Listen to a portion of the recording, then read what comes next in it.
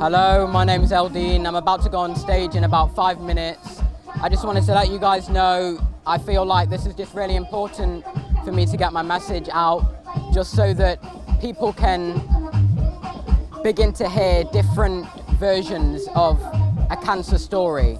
A lot of people go through it very quite plain sailing, chemotherapy and all of that type of thing, but me and my mother have a very different story to tell, and I think that it's just very important for people to hear that. Thank you. So next up, we've got a young gentleman by the name of Eldene. He's 15 years of age.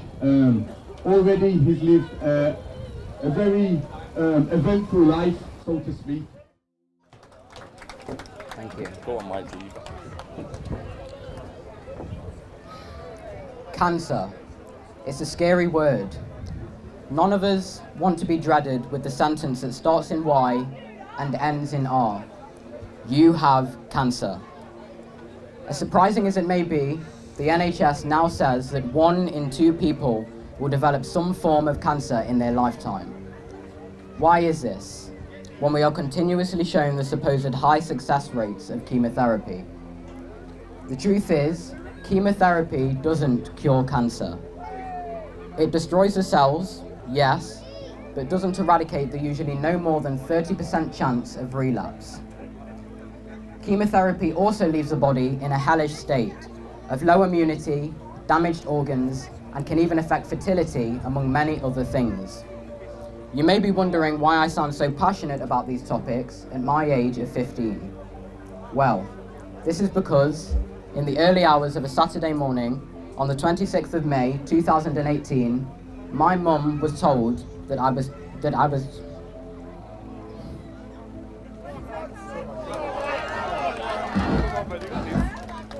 now officially diagnosed with stage 4 of one of the rarest types of lymphoma.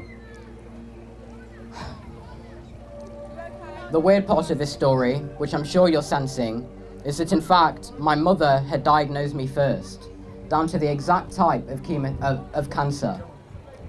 Non-Hodgkin's anaplastic large cell lymphoma. As soon as I began showing symptoms out of the ordinary, my mum took to the books, continuously proving and disproving many of the things that the doctors would try to take charge of in regards to my health, that could have, and did many a time, take a negative effect on my health. Shortly after my diagnosis, I was put onto a weeks-long trial of chemotherapy. And then after that, the proper to-be 9-month, which I completed in 4.5 months course. Within the first week, I picked up exponentially, but not before I took a turn for the worst, as the realities of chemotherapy set in. Previously, in intensive care, my mother had done what she was about to do next. She had given me cannabis. Yes, cannabis. It took a matter of hours, and I went from not being able to have conversations, sit up, stand up, eat or feel comfortable, to laughing, talking, listing the foods that I wanted, and walking around my ICU room. The recovery was so immense that they nearly sent me home. My mum had to tell them. They then continued to disallow my use of cannabis, and from there I sunk back into my hallucinations and pain. She was about to do this again, but keep it secret this time.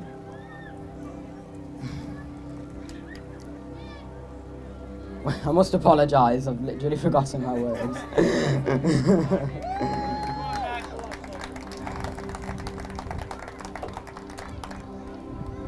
She was about to do this again, but kept it secret this time. I had cannabis all the way throughout my treatment, and for the most part, I never got sick, I was never bedbound, my immunity always stayed strong, my organ function stayed perfect, my cancer was cured very early in the process, my blood stayed non-toxic, my mouth ulcerless, and much, much more. The only side effect I ever got was hair loss. As time went on, we found more and more things to keep us well. And most of it was the complete opposite of what the hospital had advised. For example, we were regularly told to not go outside, Chemotherapy is said to make the skin extra sensitive to the sun's rays, and to go out without proper sun cream on could result in extreme damage to the skin. Anyway, carcinogen-free coconut oil supposedly wasn't enough. When me and my mum could, we were out every single time. I was the only one to not develop thinned, pale, burnt and damaged skin as a result. All I ask is that you make of that as you will. Eventually, I came to the end of that treatment. 4 months of 1 week in hospital and 2 out, over and over again. It is probably one of the best feelings that you'll ever experience, knowing that you never have to be separated from your family again. You get to sleep in your own bed without the continuous beeping of machines and the 3 times a night interruption of your sleep when a nurse has to come and attach another bag of fluids to a line coming out of your chest, where you don't have to be put to sleep each month to have your spine tapped for cancer. It's a very invasive process, and it feels like heaven to have what feels like your humanity, rights, and body back. But then, just after all the celebrations and removal of my central Hickman line, I began to once more feel the lump in my neck that I had felt a near year earlier. After more back and forth and the hope that I just had an infection, it was confirmed. I had relapsed.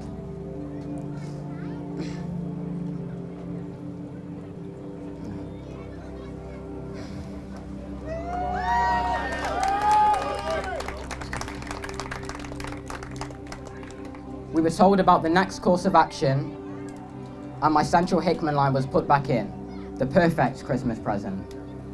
I was told that I was to have a stem cell transplant.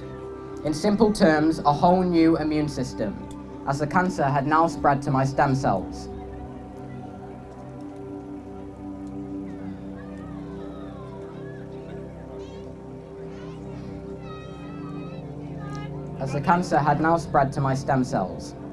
The rule was, though, that I had to get my cancer to a certain level before I was allowed to have the transplant. Me and my mother knew exactly what we needed to do. We'd been overcome by the excitement of having finished treatment that we forgot to keep on top of everything we were doing to keep me well.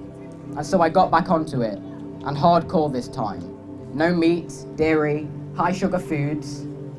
I restarted on my 3 times daily high doses of cannabis, introduced other herbs and medicinal products, such as the most dreaded apricot kernel, for the cyanide contained within, only actually released when in contact with cancer cells.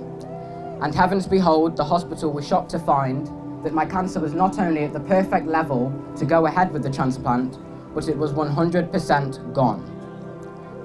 And that was the last time that we were to ever see any traces of cancer in my system, right at the beginning of 2019. We were still forced to go ahead with the transplant. In fact, when my mother originally asked whether or not there were other types of treatment other than chemotherapy, she was told that if she were to dissent, then a carer were to be appointed.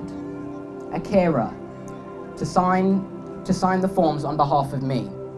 Luckily, this could never happen now, as I have been judged Gillick competent, meaning I am mature enough to make my own decisions in regards to my medical health.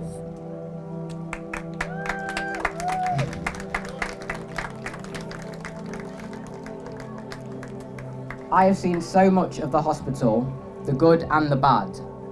The majority, the biggest lesson out of it all is the fact that we are all ill, deeply, deeply ill.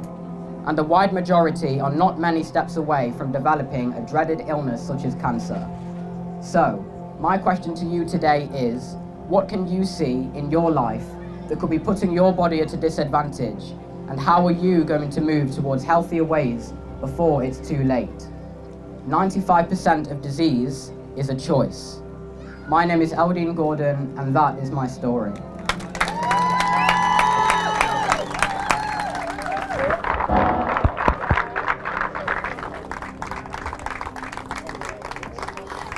And please find my mother's stall all the way over there where you can buy all the same things that I still use to this day. So that's that. I'm emotional, so I'm sure you guys are as well. I've known Eldene 5 years. I raised money for him myself to help him have a wish. He's here today, so the wish wasn't even worth it because he's standing here.